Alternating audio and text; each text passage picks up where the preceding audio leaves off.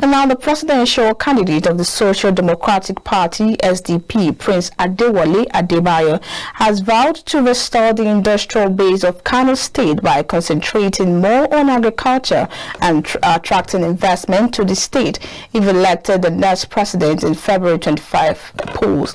Addressing newsmen in Kano as part of activities before the party's campaign rally today in the state, Adebayo rated the ruling All Progressive Congress and past government a failure in delivering its key sectors. He called on Nigerians to come out en masse to fight what he described as the two dragons, referring to poverty and insecurity in the country by voting rights. For us, what we are doing, Kano has only 4 broad outlines. 1, Kano essentially wants to be left alone. Number 1, to do their business so that we don't mismanage foreign exchange. We allow the markets to open and we support them over there. We allow agriculture to take place so that the dams, whether the one in Tiga, Chilawa, Hadejia, all around, that we're able to support the farmers. And that ultimately the government that is in Kano domestically is a government that is accountable, but that's not capturing all their money and try to export it to Lagos or Dubai or somewhere. And that employment is allowed to occur inside Kano.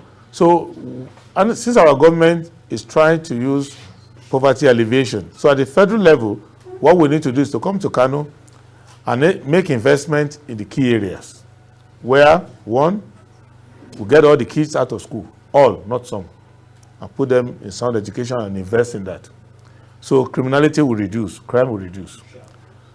Secondly, we invest massively in agriculture by giving infrastructure.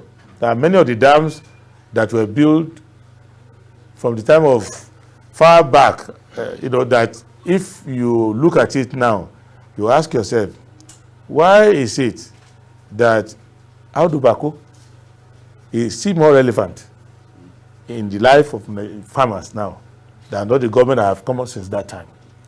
Why is it that the water works done during the time that Balagogora was commissioner, we have not improved on it now? And why is it that the federal government is not seen in this critical infrastructure? So we'll come to Kano and do that. Kano is the oldest continuous airport, Kano Airport. Kano Airport is the oldest continuous airport in operation in Nigeria. Why have we not made new investment in the airport to make the standard in Beirut, Dubai, and all those places? Then the industries in Kano that collapsed. I was loyal to many of them, including Ceramics West Africa. It was killed by the federal government through the Bank of Industries and so many other wrongful interventions like that. So we will restore the industrial base back in Kano. Kano is known for that globally as a center for commerce, so we'll do that. Then we also create employment for people so that once you have stable employment, people have middle class income and they can patronize Kano businesses. And we will also support the governor to see that in Kano, infrastructure is built. Roads, just imagine if you are in Abuja or Lagos, you are trying to do business in Kano. It's a torture to come here. So we need to deal with the infrastructure, make sure we build roads and all of that. Adebayo also reiterated his plans as he urged Nigerians to shun ethnic and tribal politics ahead of the polls. I'm always happy when they say we are not, we're not among the other parties, because you don't want to have your name on the wanted list. But you see, the message is very clear. The politics of the time is supposed to be founded on the need of the time.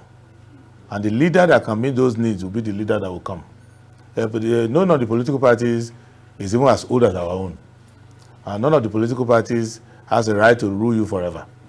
What we are trying to tell our people, and they are getting the message, is that right now, it's in the hand of Nigerian people to solve their problems.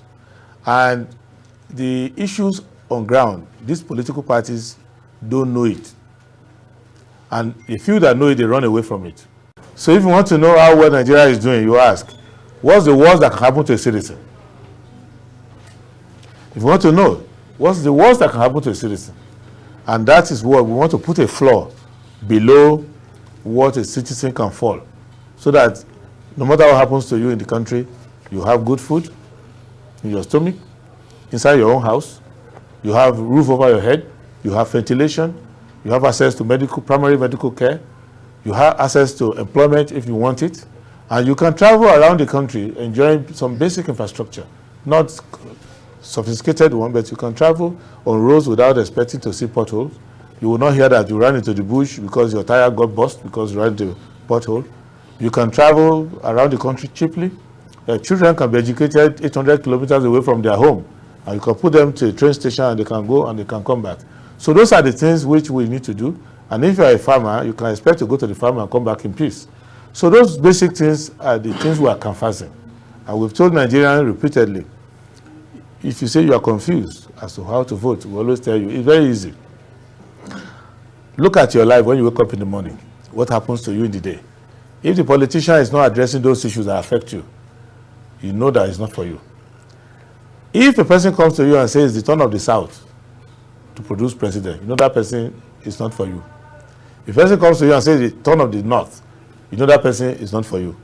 If a person says it's the turn of the Christians, that person is not for you. If a person says it's the turn of the Muslim, that person is not for you. But if the person says it's the turn of the Nigerian people to enjoy the wealth God has created in their country, and that we must abolish poverty and abolish insecurity now, then that person is for you. Adebayo said the party is reaching out to Nigerians, hoping that the structure already in place will grow to understand the citizens.